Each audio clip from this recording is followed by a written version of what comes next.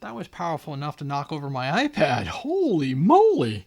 I'm Andre, and as you guessed it, Tundra V3 from Durafly.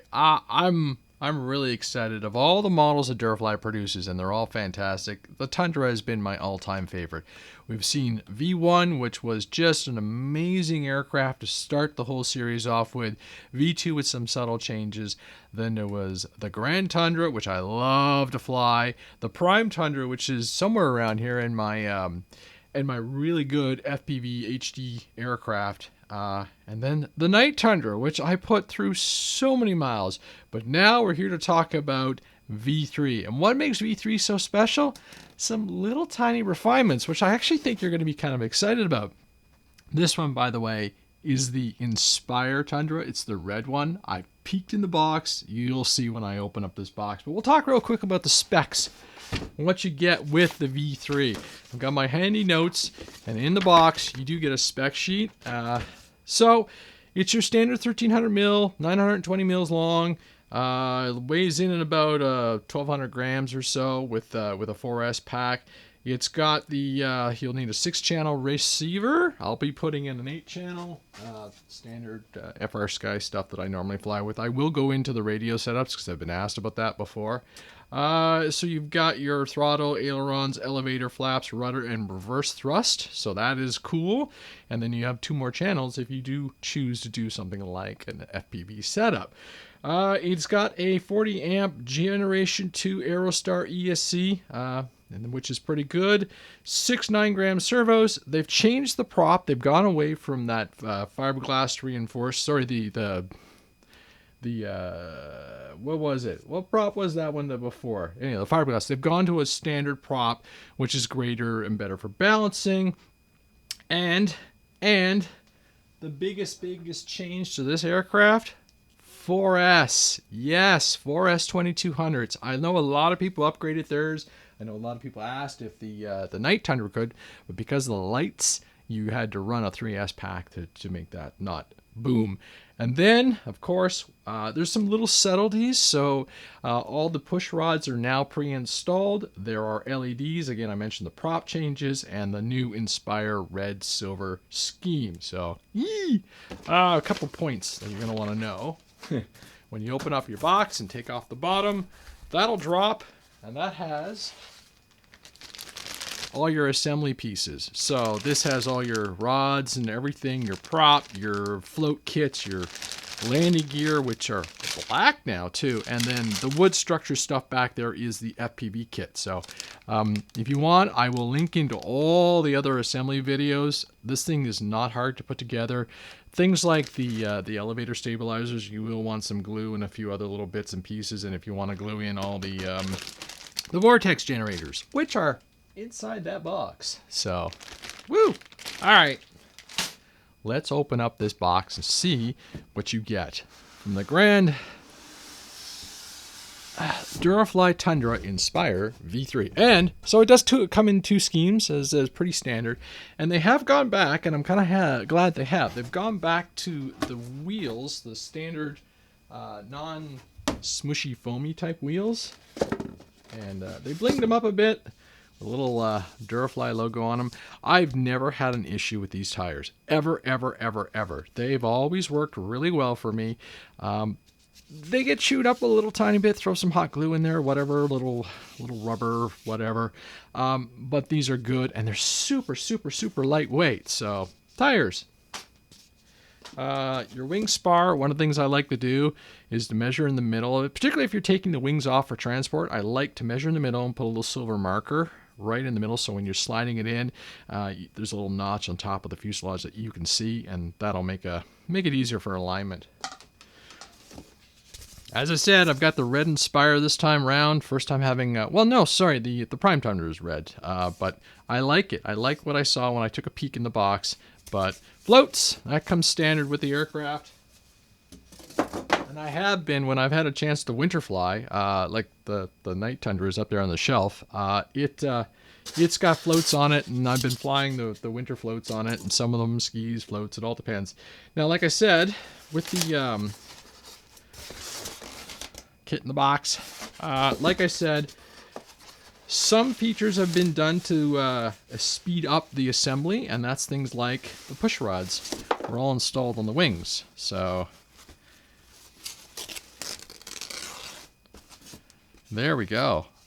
And nav lights. That is awesome. Look at that. I like this color scheme already. Another push rods already pre-installed on that aircraft.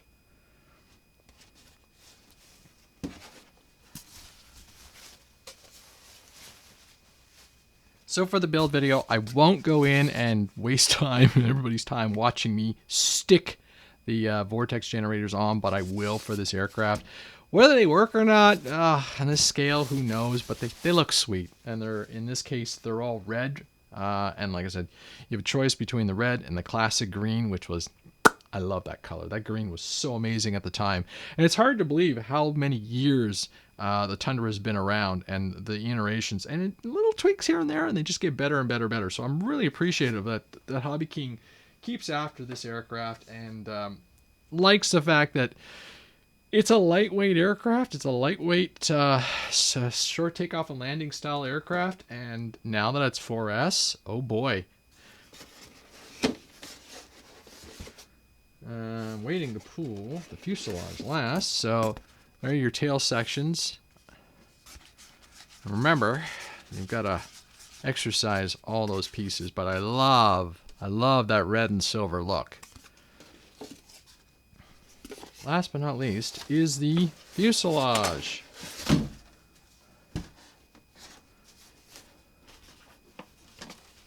Ooh. That is very shiny. That is very shiny indeed, and kind of pretty.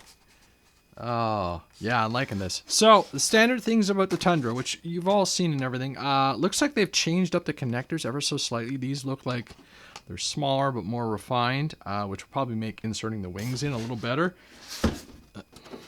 Don't forget this piece. That's your little bomb drop piece, so you want to keep an eye out for that. And like I said, always check your box. You never know what parts are stuffed into where and hiding. So,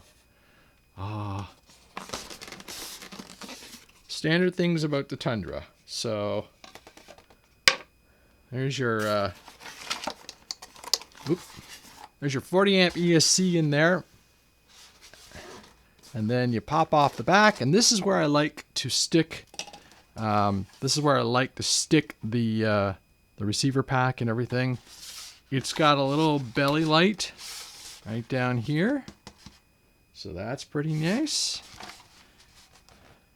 Standard ventilation. Looks like they moved the I'm going to reposition my camera, get it a smidget closer. But you can see inside the battery bay and everything, so that's pretty nice. All right, let's get this build underway, and then we'll keep progressing. Looking at the bench just to reveal what's in the bag. First and foremost, grab the install manual. That'll give you all the information on how to do the build and everything. I'll be referencing that myself, but I've built a couple of these, so it's pretty straightforward. Again, the fuselage has the cover and the back servo access point. This is your FPV canopy. Kind of looks like this when it's done and assembled and glued together. Just use some CA and everything and pop it together. Camera goes this right here. You put your transmitter, but I kind of like what they did with the Prime Tundra. And, you know, Hobby King, Durafly, this would be fantastic. Now, there's nothing stopping you from taking one of your newer canopy pieces and cutting out a spot and everything, put a little wood dowel down there, a little wood surface, and then your transmitter, everything will work. But it's up to you. But I'm just pointing out what the FPV piece will look like when assembled, and it does work pretty nice. And I put in a little magnet back there in the past, and there you go. Kind of cool, kind of handy. This little wedge, that's for the candy dropper. That sits on the bottom of the fuselage, and I've actually got a candy dropper in the back space. It's kind of fun to put on. That's why you want your 8-channel minimum receiver in there. You get your rear tail wheel. your parts for your landing gear. Here are your main gear pieces, your main gear struts, all the spring linkages and everything that makes everything nice and bouncy. You've got a little tail rudder piece for when you run the floats, and then these are the little tiny bits that you want to use to do the rear stabilization, which I'll point out in a bit here. Your non-fiberglass, so your fiberglass non-carbon fiber prop, which is better for balancing and everything. The prop is, this is 11.5 by 5, so a little slightly different pitch. The last one I think was a 12 by 6. So with the 4S setup, they have propped down a tiny bit. The nice benefit with a smaller prop is a little bit more ground clearance. Those other props rocked as far as I was concerned. I think I only ever broke one, and it sits on the bottom of the bench as a memento. I chipped the end off when I clipped. We were doing short takeoff and landing, fun stuff. So who knows? Anyhow, 11.5 by 5 prop. Again, gear, wheels, I should say.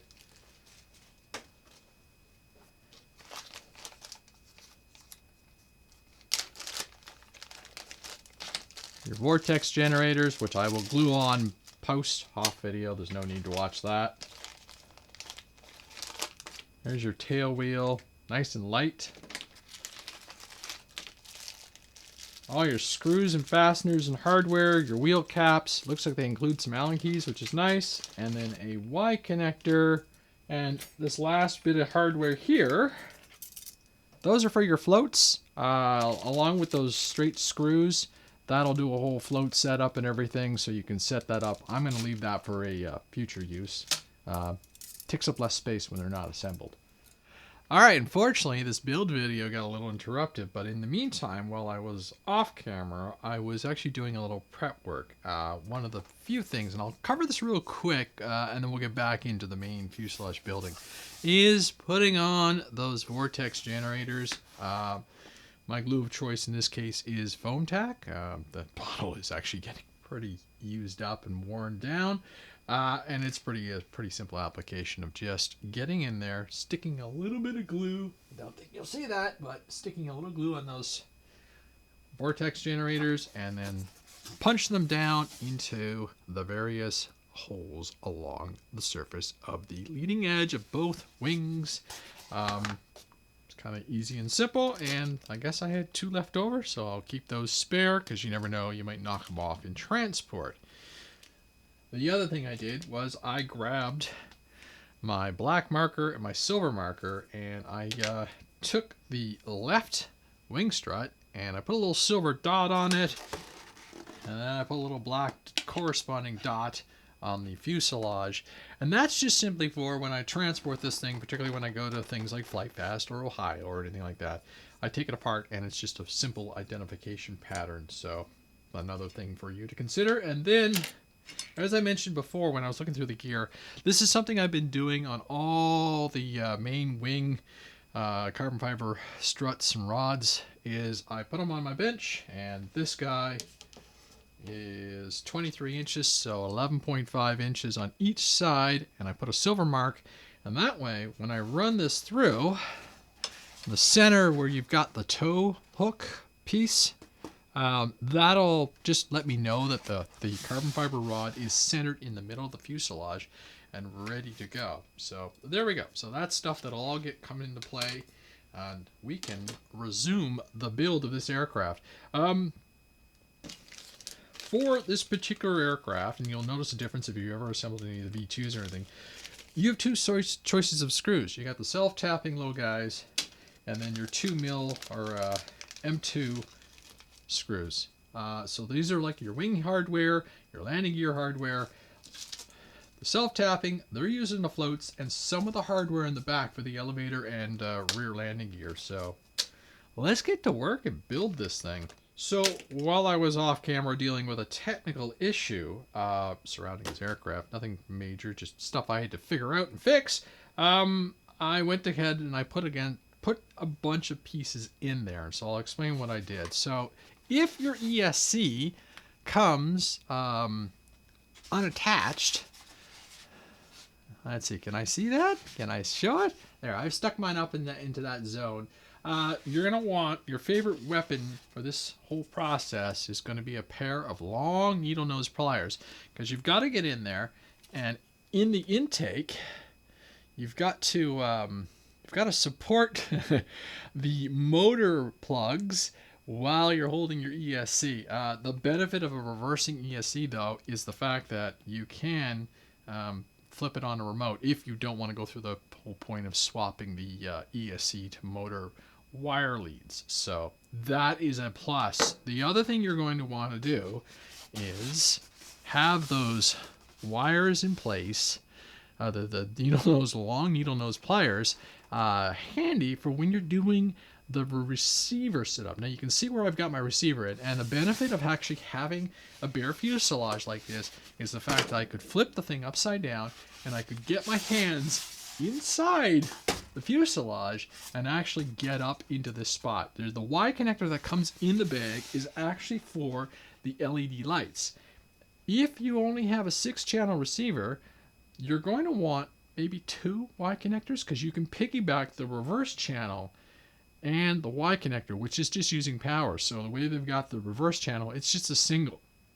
So if you got a second ESC Y connector, receiver Y connector, whatever, you could piggyback off that channel, plug in your reverse channel, and then you can plug in the power for the LEDs, which is in the nose and the belly. So just an idea. All right, let's get on to putting some landing gear onto this airplane. So for that, you're going to want your 2 main pieces, plus your bag of springs. You need these guys, which is your landing gear restraints, and obviously your bag of screws. The main landing gear assembly is pretty straightforward. It only goes in one way, to be honest. So that's the back piece. And then the front piece, you want to make sure these little eyelets are pointing inward, because those are your little spring retainers. You dump that guy in, you dump the front part of it, you're going to just mount everything up. The hex is a 2mm, so if you have your 2mm tool kicking around, you can open up that hex to help slide everything in. And then you just got to fuss until you seat everything. That's the only tedious part of the whole process. 1, 2.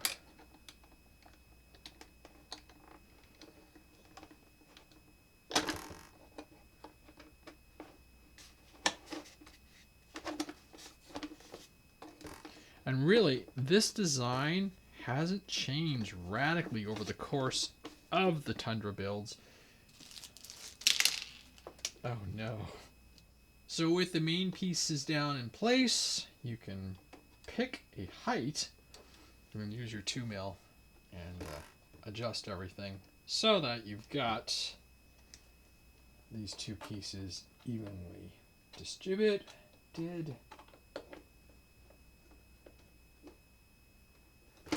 That looks like a 1/4 inch to me. As long as they're even, then you're just getting a good spring load. Again, you'll want your 2 retaining pieces and that bag with the spring set.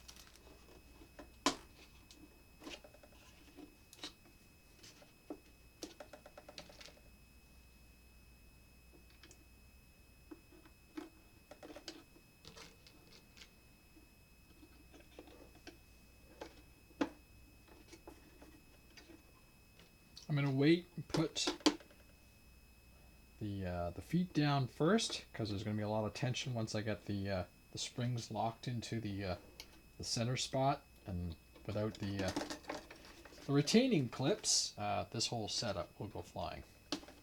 These are also keyed left and right, so it makes it pretty obvious. And you're going to want that tab like this towards the back of it. So you're going to push down your gear, make sure they're all seated flush, and then you just need 2 screws. I can see this is sitting up a tiny bit, so I'm going to see if I can correct that. There you go. Left side going down, and again, First time you're going to want any of these hex head screws, I'm using my 2mm driver, and I'm going to set the cap down. And the reason I'm doing that is so when I go and load the tension springs for the gear, the whole thing doesn't lift out on me. These are nice metal on metal fittings, so your gear is going to stay in there nice and clean. Again, not a ton of pressure, just walk them down.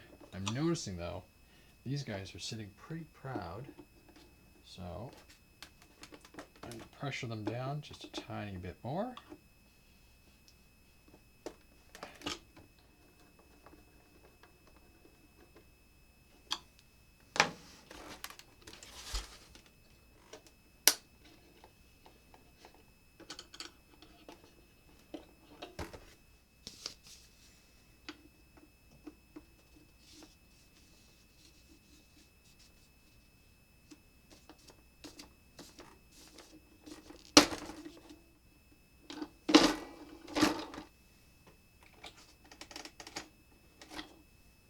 That's pretty cool.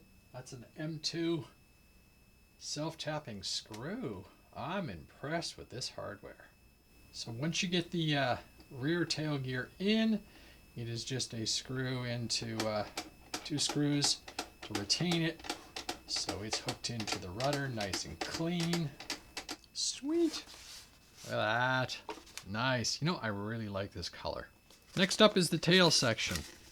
Pretty straightforward. I will attach the little brace kit, and in this kit as well is the little spar.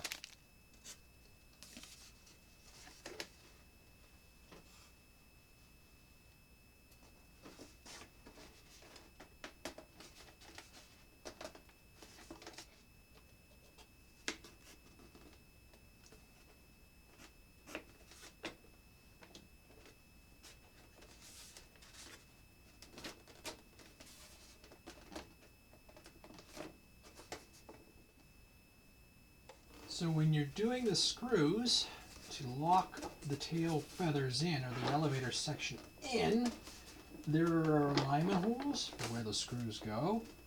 So use those as your point of reference.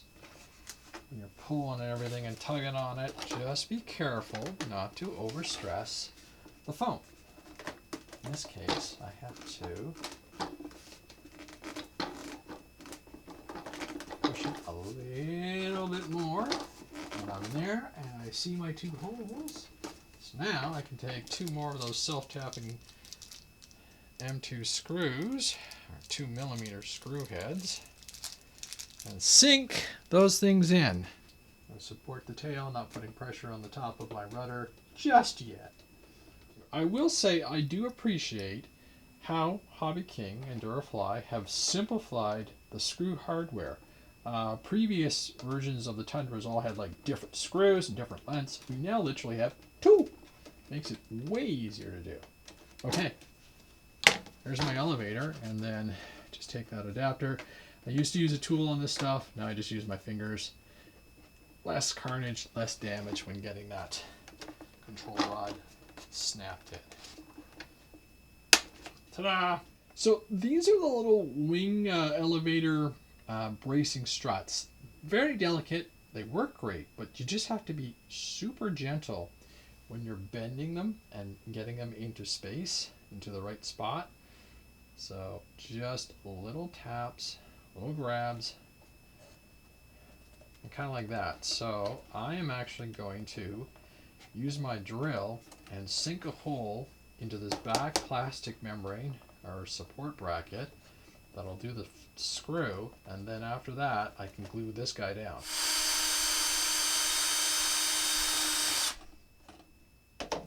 I definitely need a new battery in that drill.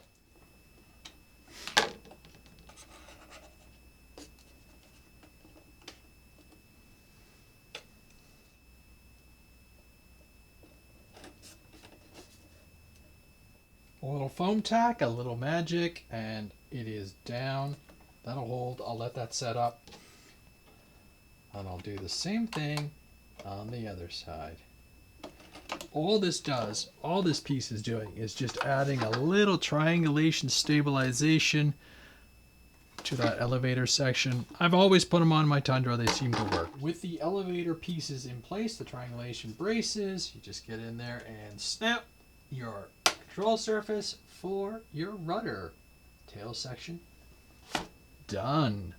The V3 Tundra Inspire and Classic go together really quickly. We're almost done. We're actually at a point now we're going to start putting the main wings on, which is a real treat. Again, with all the hardware and everything, this aircraft is a snap. I'm really appreciating the fact that the hardware, the screw hardware, have been simplified because it makes the build just go like crazy. Again, like I said, I marked the center of that spar, and I like that because when I slide that in, and you may have to, on the first slide, check your channels and everything, there could be some foam debris in there, I can peek over the top where you put the glider toe, and I should be able to see, there we go.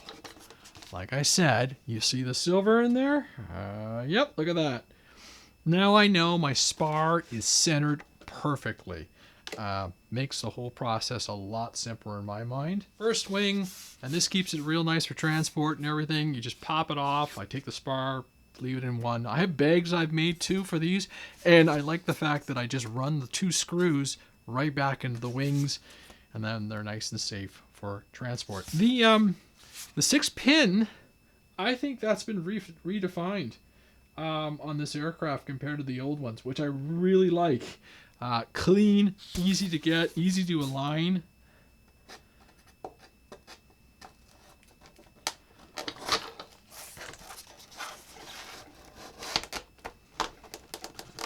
A little pressure on plastic. Don't go too crazy because you don't want to muck up your brand new foam. 2 screws, and we're laughing.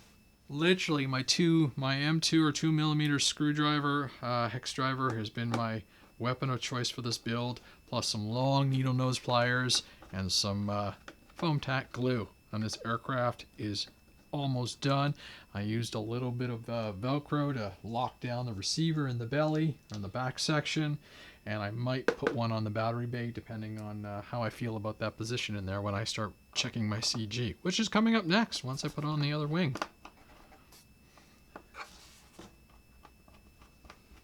Don't need to over torque any of these screws. They go in, they sit. Once they're in there, they're nice and seated.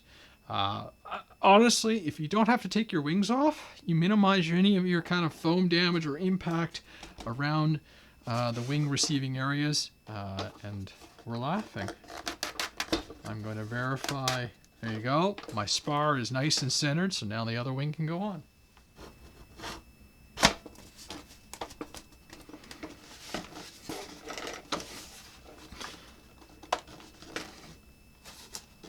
Nice, even pressure. There's no need to mangle any of that foam.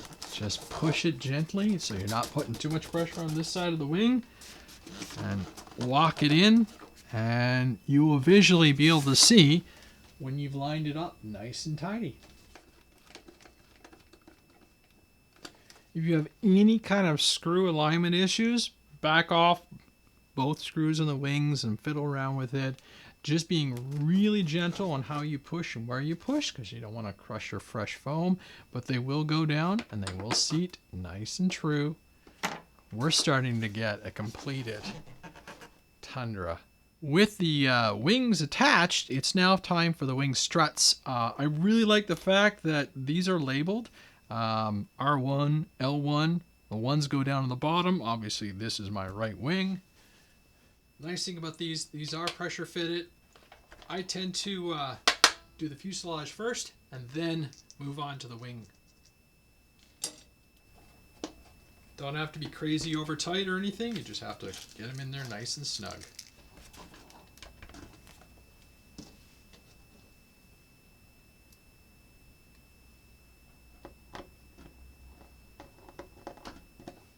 Like I said, I took my marker and I put a little silver dot there, a little mark, and a little black over there, left and right. So when you're in the field and everything, if you have to take this off, it's a piece of cake. And I do take them off when I transport them. It's one less thing to break. And the struts will actually fit inside the fuselage too, so it makes it really convenient for putting it all away and keeping it safe. And then I'll just put the screws right into their receiving points on the fuselage and the wing. And that way, they are, you can find them when you need them. And because they are a standard screw, you can now very easily have spares, which is never ever a bad idea. Alright, with the wings on, the struts on, that's it for the hardware. The rest of those tapered screws you use on your floats, and then you have a few spare 2mm screws, 2 or M2s for the wings and struts and everything, so you have backups. Next I'm going to talk about my radio setup. I am running my FR Sky, and I've actually just ported over my settings. I'm often asked what I use. Welcome to OpenTX. And hold. I Low rates. quite honestly, Thrust off. yeah, quite honestly, I just copied over my Night Tundra settings and did a couple of modifications. So, everybody wants to know my low rates: 70%, 30% expo. Mediums, 85, 30% expo. High rates, 100%, 30% expo. And that is on my elevator and everything. I'm a pretty simple guy when it comes to my radio setup. Middle rates, high rates, low rates. Right? And then flaps. Flaps full. Flaps up. Flaps half. Flaps up. Throttle release. Throttle hold. Reverse thrust on. Reverse thrust off. Pretty simple, right? So for me, that's what I work with. Channel 1, ailerons. Channel 2, elevator. Channel 3, throttle. Channel 4, rudder. Channel 5, nothing. Channel 6, flaps. I do have a light for my old setup on 7, but if I ever do FPV, 5 and 7 would be my pan and tilt. And my reverse is on channel 8. And that's why I said if you want to do a Y connector, additional Y connector, if you want to keep all those channels free, that is an option. You can see the receiver just buried in there, nice 8 channel, nothing too big, nothing too crazy, does the job. You're going to have to fish your fingers in there a little tiny bit, but I do have to say I love that back hatch because you get all your rear tail control surfaces and everything. I'm actually going to fire this up and check my control surfaces. Then we'll put a Velcro piece under the front, put the prop on and everything, go through all the control surfaces, find the CG, and the Tundra is basically done. Oh, we get to see the lights for the first time now. So, radio on, prop is off. Throttle release. Throttle hold. And again, 4S.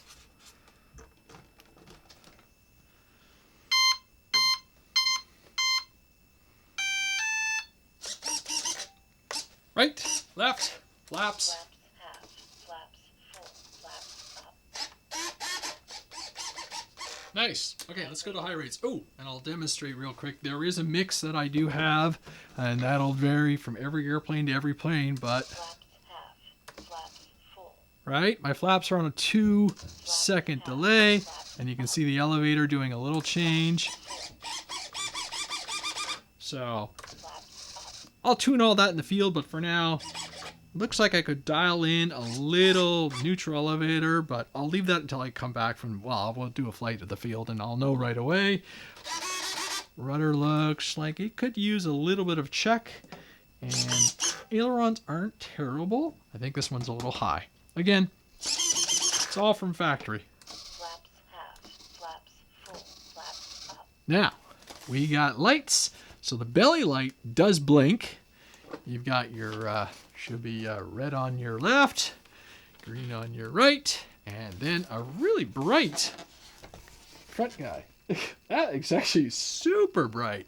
So that is nice. I will tweak on and check all my control surfaces and dial everything in, particularly before the flight. But so far, I'm content with that. So that back cap, which is lying around somewhere, can go back on the airplane. There it is. And then Throttle release.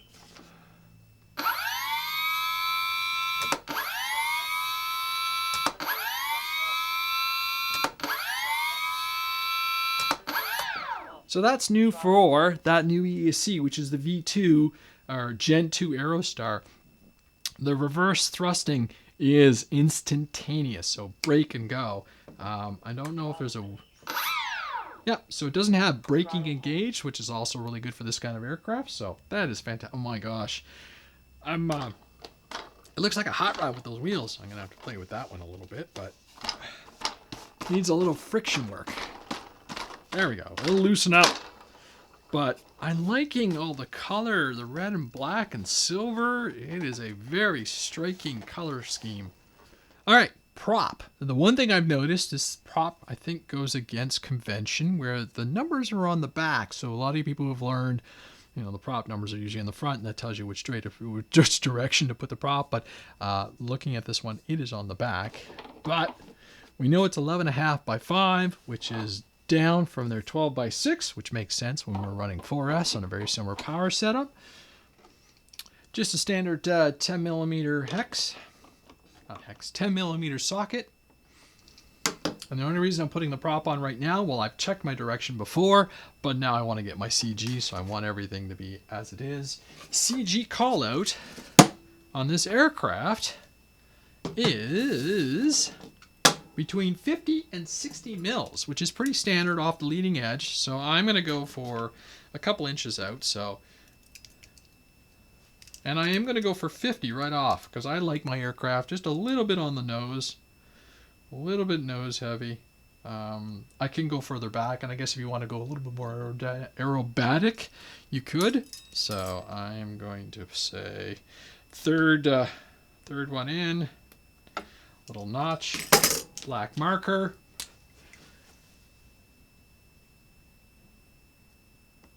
And that pretty well looks like 50 mil. Looks like the front edge of the spar.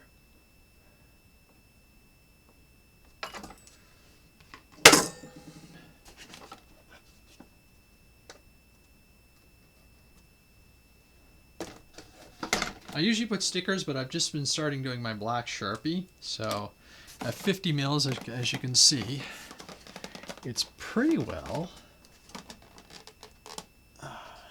right at the back, back of the spar line, the first spar.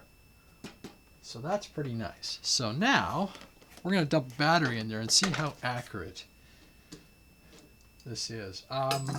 The aircraft doesn't come with any Velcro for the battery bay. It does come with a strap, which is fine, but I always like just a tiny bit of Velcro to help out. So I will be putting in some of mine. Again, I always tend to put the Velcro in just because I find it's just that extra bit of assurance, security, but the battery bay in here is actually quite nice. With the Velcro inside the battery bay, we're ready to find out how this 50 mil CG feels. And traditionally, I've actually run the battery pack right up close to the air intake. I'm kind of curious to see how that works, especially with the 4S. All right, so 50 mil and 50 mil. And that balances out really nicely. So let me take the cover off. And that is pretty well, yeah.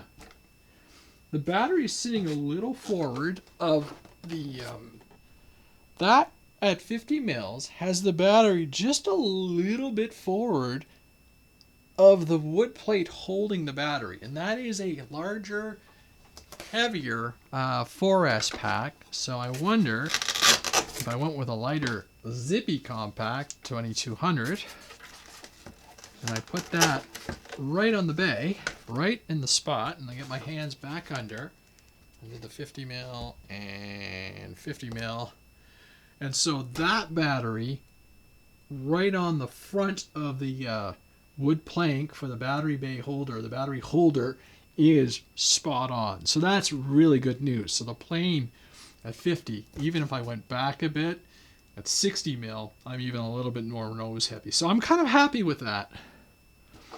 With the CG established and the battery in the bay, there's only one thing left to do with this V3 Tundra.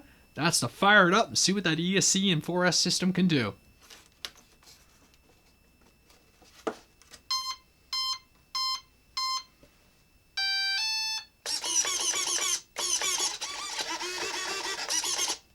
Throttle release.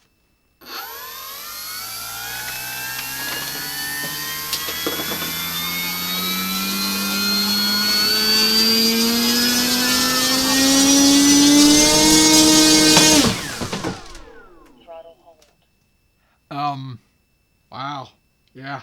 The iPad flew off the bench. This thing has got some kick. Holy Toledo's.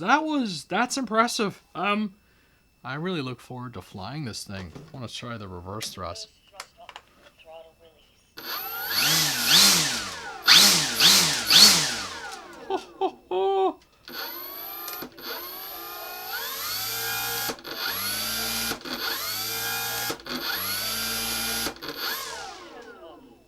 I might have a new favorite Tundra. Holy moly, Durafly.